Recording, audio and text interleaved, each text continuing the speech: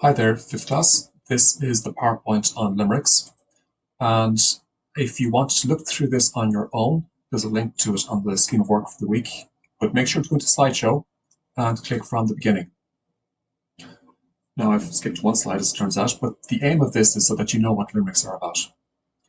You'll know that you're successful if you know that they start with a particular phrase that sets the whole thing up. You'll know that you're successful if you realize that limericks have 5 rhythmic lines. 5 lines. And that if you know certain lines should rhyme. Not each line rhymes with the next, but there's a pattern. An example. There once was a teacher in school who thought, I am nobody's fool. She searched lovely twinkle for resources to sprinkle, and now her classroom looks so cool. They're supposed to be light-hearted and funny, and they've got common features. For example again, there once was a young man from Ealing who always would hang from the ceiling. He couldn't wear a hat, but could hang like a bat, and said, what a wonderful feeling. There once was an old Martian named Zed, with blue spots all over his head. He sent out a lot of DD dash dot dot, but nobody knows what he said. What did you notice? Lines 3 and 4 rhyme. Hat, bat. Lines 1, 2, and 5 rhyme. Ealing, ceiling, feeling. Again, what did you notice? Again, lines 3 and 4, they typically have 5 to 6 syllables. He couldn't wear a hat. 1, 2, 3, 4, 5, 6.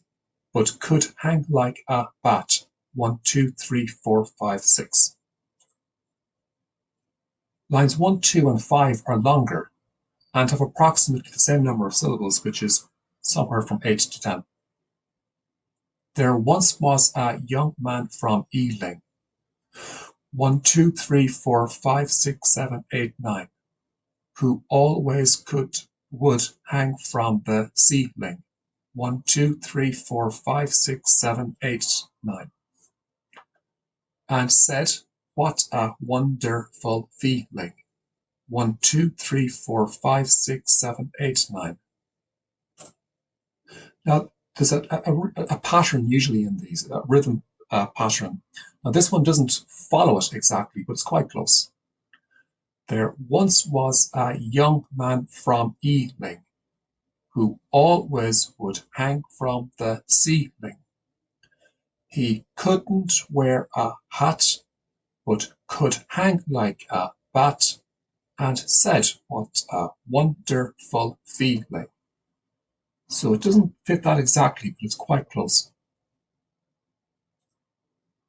Again, what did you notice? The first line begins with a typical phrase like this one. There once was a young man from. That's a very common start. There once was a young girl from, and so on. It doesn't have to be a man.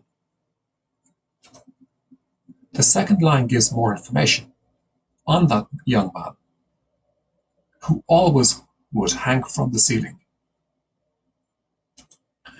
Lines 3 and 4 give us action.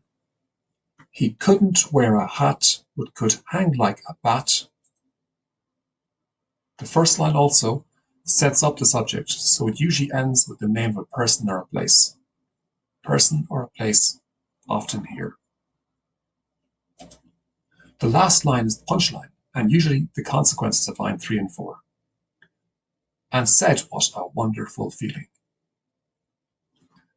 So to recap, the first line is a typical phrase that sets things up and often ends with a person or a place. The second line adds information to the person we're talking about. Lines 3 and 4 give us some action. And the last line is the punchline. And it usually is a consequence or a result of lines 3 and 4.